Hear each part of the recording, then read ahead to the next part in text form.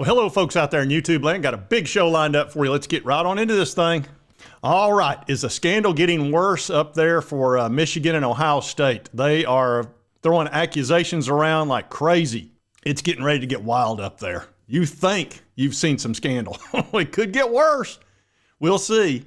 Also, Tennessee has got a 4-star cornerback that is leaning heavily towards the Vols as they just continue this onslaught of blue chip recruits committing to the Vols. So we're going to cover that as well. But first, we got to get into this wild story. And just when you think the sign stealing's starting to settle down, things can't get any worse, you know, we're going to get the notice of accusations and all that kind of stuff from the NCAA, it gets worse. Maybe.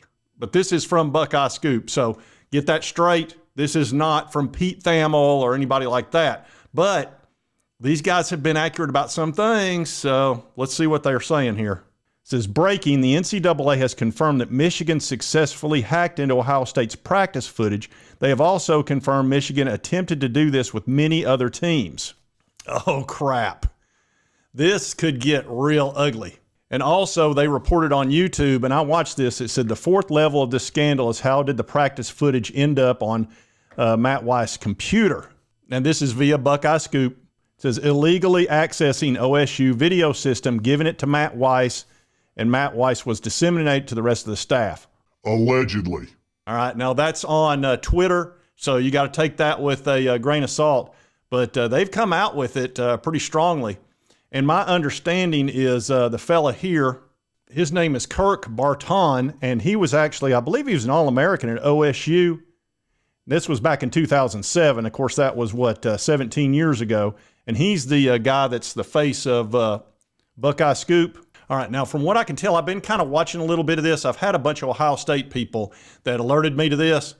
And from what I can tell, this guy, Kirk, not only was he a former player, I believe he worked for Ohio State as well. And he knows quite a bit about the film room and how all that works. You've got to have double verification. You've got to really start securing these film rooms and clips and your practice footage and all that sort of stuff, especially when it comes to the plays and the signs. So he supposedly, he's claiming he told Ohio State, you better clean this up or you're going to have some problems. And sure enough, they obviously did. For 3 straight years, Connor Stalions sort of had his way with Ohio State and their signs, it certainly appears.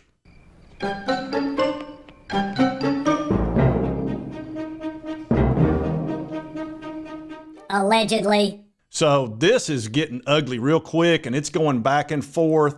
Some of them are claiming that Kirk had done something similar. I mean, it's really gotten ugly between Ohio State and Michigan. It's been ugly. Look, it's always been like this with these two teams, but with this coming out, we'll see. So I'll be following this. I'm not going to sit here and tell you that this is credible until I start seeing it from the Pete Thamels of the world, and I see it on Sports Illustrated and ESPN and stuff like that. But it may show up in that notice of allegations. This is getting very interesting, and the ugliness, it's going to get bad. Roll the ugliness. Yeah, definitely roll the ugliness. And by the way, Ohio State, they're under a lot of pressure. Ryan Day, it feels like he's kind of got a bum rap because the 3 years they lost to Michigan, so much of that had to do with Connor Stalions, you would think. Now, Michigan will tell you the exact opposite. Connor had absolutely nothing to do with them winning those 3 times in a row after losing 8 years in a row to Ohio State. Folks, pay no attention to that man behind the curtain. Many times by 2, 3, and 4 touchdowns. But for some reason, when Connor showed up, Michigan just got really good all of a sudden. But anyway, Ohio State and Ryan Day's under a lot of pressure. He's actually, believe it or not, on the hot seat, which makes no sense to me. But there's a lot of anger over those 3 losses to Michigan. And now that they are so loaded with Caleb Downs in the defensive backfield, they brought in a new quarterback, Will Howard, who's a dual threat. And they're just, every position, they're at a high 4-star or a 5-star. And this is Paul Feinbaum discussing it. Does Ryan Day have to win a national title this year? I don't think he has to win the national championships, but here's what he doesn't need to do. If he loses to Michigan, which would be 4 in a row, and somehow gets bounced out of the playoffs perhaps before the final game, I think the decision could be to get rid of him. And I know that sounds outrageous because he has a gaudy record, but you heard Lewis lay it out. So I'm going to keep track of this. I did want to cover it because could end up being a big news story. We'll see. Maybe it's a nothing burger, but boy, I don't. This is a pretty credible source. This Buckeye Scoop, they're no dummies. So we'll see how this plays out. Now, I'll keep track of it for you too. But man, this thing, geez, it just every time you think this thing can't get any crazier, something like this comes out and makes you think it can. Anyway, now let's get into the next story here. This is Tennessee Vols are really rolling when it comes to recruiting. You know, they just picked up David Sanders. They picked up a high 4-star, flipped him from Alabama. And on Friday, we've got a young man that's going to be committing. His name is Onis Conan Banny. I keep wanting to say Conan Barry, but it's Banny. He's right here, and he is a cornerback, which obviously is a big-time need for the Vols. He's rated as high as 117th in the country, according to Rivals. Other places have him as a high 3-star or a low 4-star. So it really just depends on which service you're on, but he's on average a 4-star. And he's quite a good player. And I'll show you some footage of his highlights. You'll watch him right here playing cornerback. And he's really got good wingspan is one of the nice things. Got long arms, can really get up and grab the ball. Watch him here.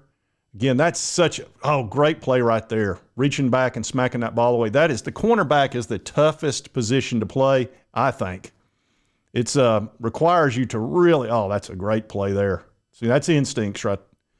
Went on a play like that. Let's see what else he does back here. I mean, you're on an island. You're always on an island as a cornerback. You just are.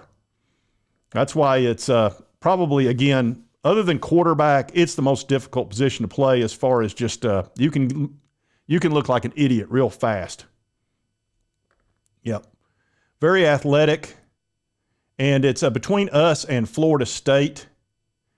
And here you see him as an athlete. And that's typically what you do in high school is you'll have a guy that's, pretty athletic, and they'll just put him on both sides of the ball because you got to do that. Your best player's got to play on both sides in high school.